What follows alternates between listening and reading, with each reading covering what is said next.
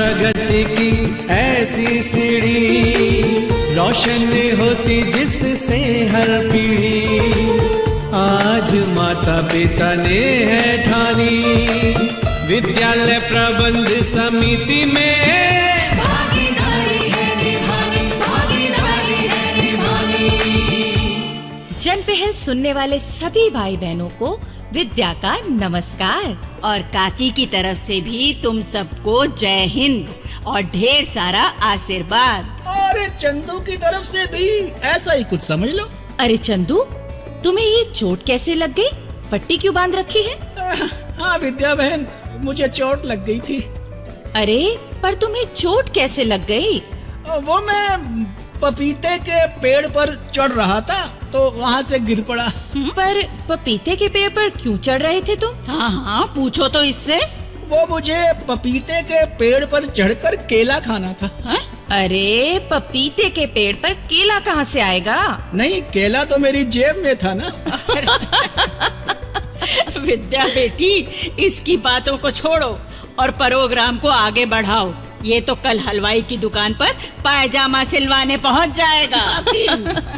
हाँ तो काकी, ऐसा है कि अपने प्रोग्राम में हम ये तो बता चुके हैं कि विद्यालय प्रबंध समिति यानी एसएमसी के सदस्यों को ऐसी कौन सी बातों का ध्यान रखना चाहिए ताकि बच्चे रोजाना स्कूल आएं। हाँ भाई, इन बातों पर तो हमने बातचीत की भी थी।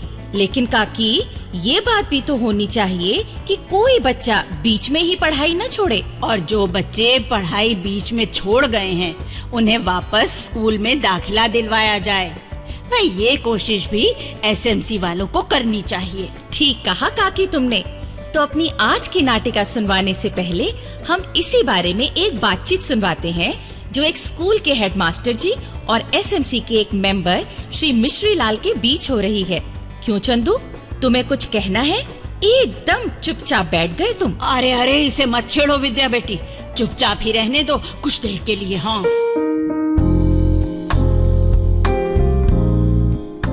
हेडमास्टर जी, भाई जो बालक बालिकाएं स्कूल छोड़ गए हैं उन्हें वापस स्कूल में दाखिला दिलवाने में भी एसएमसी की भूमिका होनी चाहिए। जरूर होनी चाहिए मिश्री लाल जी, और आप ही की तरह ये बात एसएमसी के सब सदस्यों को समझनी चाहिए। देखिए, हम तो इस नतीजे पर पहुंचे हैं कि बीच में ही स्कूल छोड़ने वाले बच्चों में लड़कियां और विकलांग बच्चे अधिक होते हैं। जी हाँ, ये बात तो है। अब लड़कियों के स्कूल छोड़ने के तो कई कारण हो सकते हैं, लेकिन विकलांग बच्चों के स्कूल छोड़ने का एक बड़ा कारण ये है कि उन्हें वहाँ का माहौल रास नहीं आता। तो हेडमास्टर साहब, एसएमसी को एक काम तो ये करना चाहिए कि भाई इस माहौल को बदलें। तो सबसे पहली बात तो ये है कि विकलांग बच्चों के लिए स्कूल में दाखिले की जो सुविधाएं हैं, एसएमसी के सदस्य उस पर ध्यान दें और उन्हें पूरा करवाएं। और स्कूल में ऐसा माहौल होना चाहिए कि इन बच्चों के साथ ना अध्यापक कोई भेदभाव करे और ना दूसरे बच्चे उनका मजाक उड़ाएं जी, या उनकी नकल लगाएं। और ऐसे बच्चों को सताने या उनका मजाक उड़ाने का कोई मामला सामने आए तो उस पर नियम के मुताबिक कार्रवाई की जाए। बिल्कुल।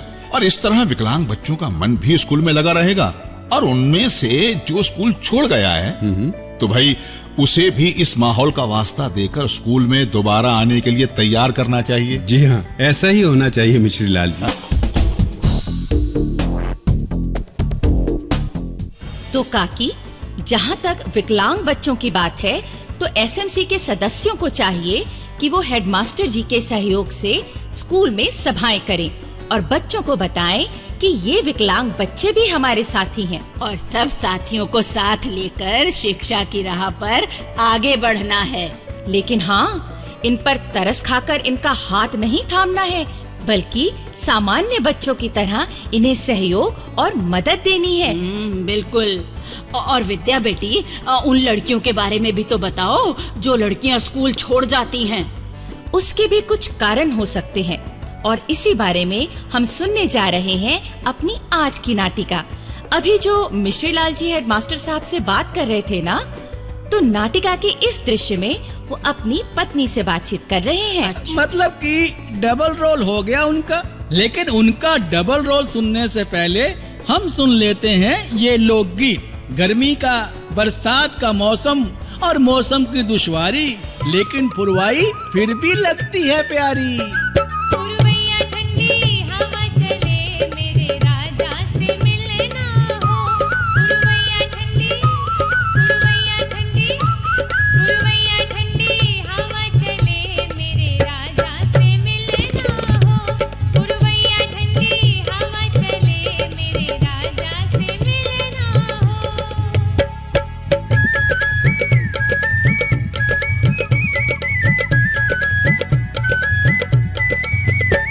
सखीरी बागों में मिलना हो। सखीरी बागों में मिलना हो। बागों की मालन, बागों की मालन, बागों की मालन। क्या सोच रहे हो जी सवेरे सवेरे? भाई श्यामा, मैं सोच रहा हूँ कि हमारे स्कूल में सालाना दिवस मनाया जाने वाला है, तो इसे कुछ खास ढंग से मनाना चाहिए, क्यों? हाँ, तो फिर क्या? अरे भाई, अब इस इलाके के स्कूल में एसएमसी का गठन हो चुका है, तो एसएमसी वालों को भी ये दिन मनाने के लिए कुछ तैयारी तो करनी चाहिए ना। तैयारी कैसी? एसएमसी का मेंबर होने के नाते तुम एक भाषण दे देना। हा? तुम्हें तो वैसे भी इसकी आदत है। श्यामा, पर सुनो, भाषण ज्यादा लंबा मत करना। श्यामा, तुम्हें मजाक सूझ रहा है। और मैं सोच रहा हूँ कि इस मौके पर बच्चों का जो गीत संगीत हो ना, भाई उसमें कुछ खास बात होनी चाहिए। तो फिर कीर्ति भाई की लड़की सत्या का गाना जरूर करवाना। सच में कितना अच्छा गाती है वो। श्यामा, वो सब तो ठीक है, पर भाई वो तो अपनी पढ़ाई बीच में ही छोड़ चुकी है ना। स्कूल कहाँ आती है वो? लो, ये क्या सूझी उसे? स्कूल में पढ़ना जारी रखती तो पढ़ाई के संग संग संगीत भी सुधर जाता सत्या का। सुना है आजकल मास्टर छोटू राम जी छुट्टी के दिन अपना बाजा लेकर आ जाते हैं, बच्चों को संगीत सिखाते हैं। अरे बाजा नहीं, हारमोनियम कहते हैं उसे। हाँ, वही। भाई छोटू राम जी तो छुट्टी के बाद भी 1 घंटे के लिए बच्चों को संगीत सिखा रहे हैं, पर ये अवसर सत्या के नसीब में नहीं था। अरे कितना अच्छा गाती थी वो। संगीत सीखती तो उसकी ये कला और भी निखर जाती। सुनो जी, यही अवसर है सत्या की पढ़ाई दोबारा शुरू करवाने का। फिर वो संगीत भी सीखती रहेगी। वो भला कैसे? सब बताती हूँ, और मेरी बात सुनने के बाद तुम आज ही सत्या के बापू से बात करने जाओ। हाँ ठीक है, तुम बताओ तो। बताती हूँ।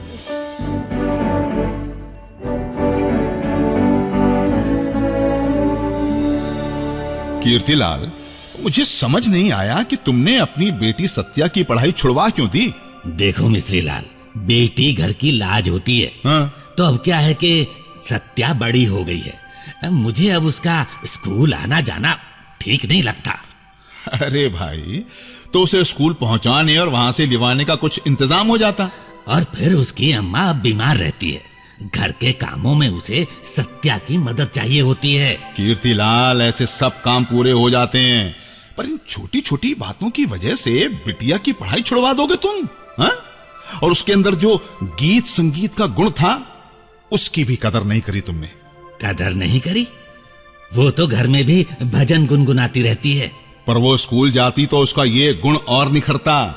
पता है, आजकल एसएमसी के कहने पर मास्टर छोटू राम जी बच्चों को संगीत भी सिखाते हैं। हाँ, छोटू राम मास्टर जी बच्चों को पढ़ाने लिखाने के अलावा अपनी तरफ से बच्चों को संगीत सिखाते हैं। हाँ, तो भाई उनसे सत्या सीखती तो उसकी आवाज और भी सुधर जाती, और ये सिलसिला अगर चलता रहता तो क्या पता सत्या गीत संगीत की दुनिया में बड़ा नाम कमाती। हाँ?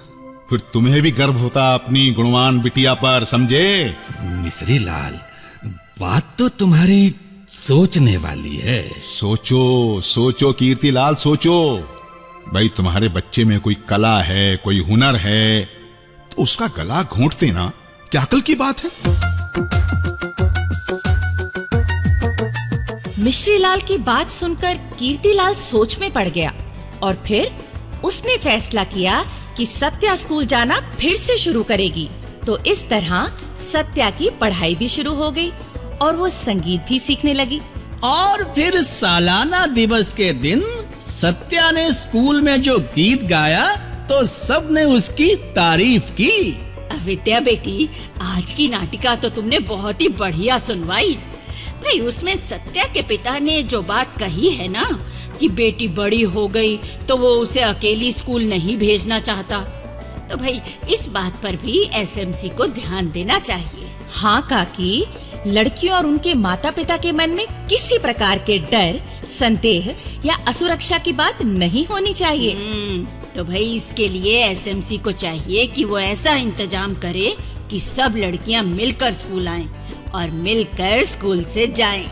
और अगर स्कूल दूरी पर स्थित हो तो एसएमसी के किसी सदस्य या अभिभावक की ये ड्यूटी लगाई जाए कि वो अपनी सुरक्षा में लड़कियों को लाए और स्कूल के बाद घर ले जाए। तो इस तरह इस वजह से कोई लड़की स्कूल आना बंद नहीं करेगी, और जो स्कूल आना छोड़ चुकी हैं वो भी सोचेंगी कि भाई अब तो सब ठीक हो गया है, तो चलो स्कूल जाना शुरू करेंगी। हाँ काकी, अब बच्चियों की पढ़ाई लिखाई के लिए हम में से हर किसी को ये जिम्मेदारी उठानी चाहिए। हाँ चंदू, और इसे अपना फर्ज समझना चाहिए, ये नहीं कि इसे बोझ मान लिया जाए कि भाई आज तुम बच्चियों को स्कूल छोड़ाओ, कल मैं छोड़ाऊंगा। हाँ काकी, इसमें पहल की जानी चाहिए, ना कि पहले आप वाला तरीका अपनाना चाहिए। हाँ, फिर तो गाड़ी छूट जाएगी और तुम पहले आप करते ही रह जाओगे। अब गाड़ी कहाँ से आ गई काकी?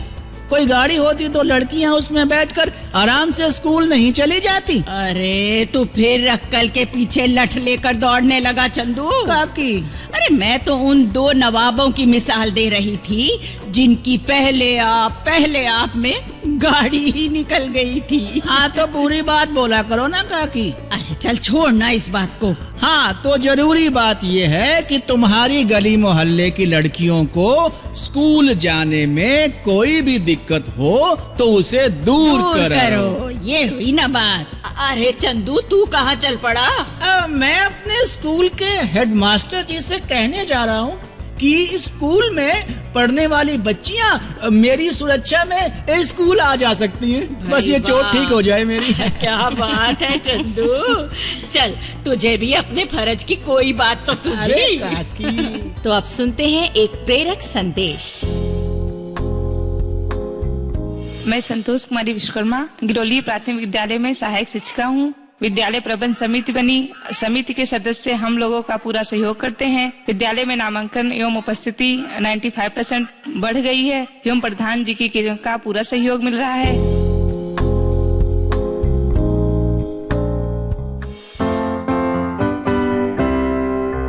भाइयों बहनों, अगर आप अपनी बात हम तक पहुंचाना चाहते हैं या विद्यालय प्रबंध समिति के बारे में कोई जानकारी चाहते हैं या कार्यक्रम के बारे में कोई सुझाव देना चाहते हैं तो इस पते पर लिखें। हमारा पता है समग्र शिक्षा उत्तर प्रदेश, सर्व शिक्षा अभियान ऑफिस, विद्या भवन, प्रथम तल, फर्स्ट फ्लोर, निशांतगंज, लखनऊ 226007।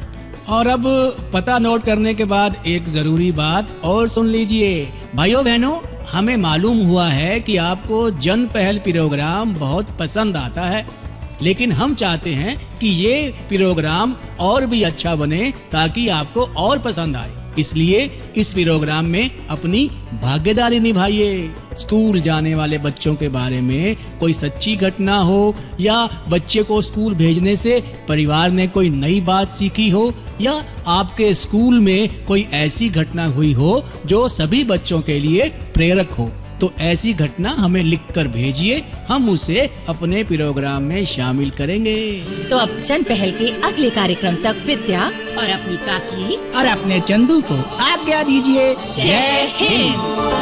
शिक्षा प्रगति की ऐसी सीढ़ी, रोशन होती जिससे हर पीढ़ी। आज माता पिता ने है ठानी, विद्यालय प्रबंध समिति में